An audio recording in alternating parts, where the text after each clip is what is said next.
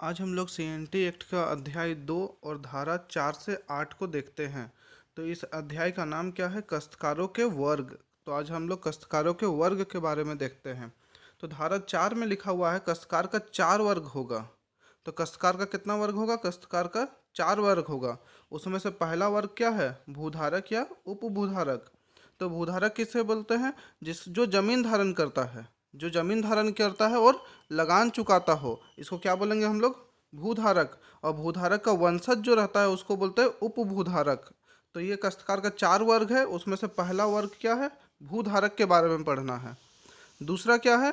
दूसरा हम लोग का है रैयत। तो देखते हैं रैयत।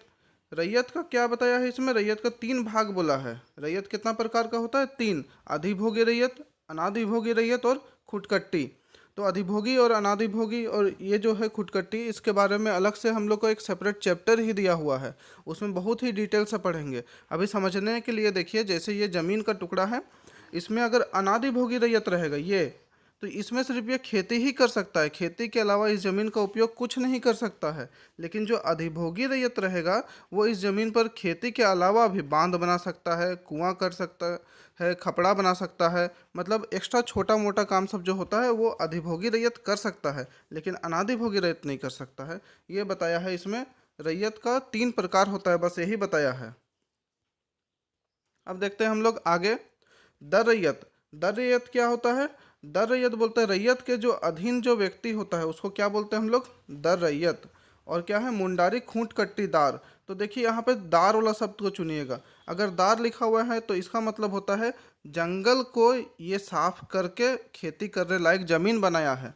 मतलब मुंडारी खूंट कट्टीदार का मतलब होता है जंगल को साफ करके खेती करने लायक। यहाँ पर जैसे जंगल है तो जंगल सबको सारा पेड़ को काटा है और यहाँ खेती करने लायक जो जमीन बनाया है, तो इसको क्या बोलेंगे हम लोग? मुंडारी खूंट कट्टीदार। अब देखते हैं धारा 5। धारा 5 में क्या बताया? धारा 5 में बोला है भूधारक। भूधारक क्या होता है? जो अभी हम बता चुके हैं, कृषि कार्य करने के लिए जमीन होना चाहिए और क्या करता हो? लगान देता हो। तो जो खेती भी करता है जमीन में और लगान भी देता है उसको क्या बोलेंगे हम लोग? भूधारक। और दूसरा क्या आता है? धारा 6। धारा 6 में बोला है रैयत। रैयत के बारे में। तो रैयत क्या होगा? खेती करने या करवाने वाला के लिए जो भूमि धारण करता है उसको बोलते हैं हम लोग रैयत। धारा 7। धारा 7 में बताया खुटकट्टी रैयत किसको बोलते हैं? खुटकट्टी रैयत किसको बोलते हैं? जो खुटकट्टीदार का वंशज होता है।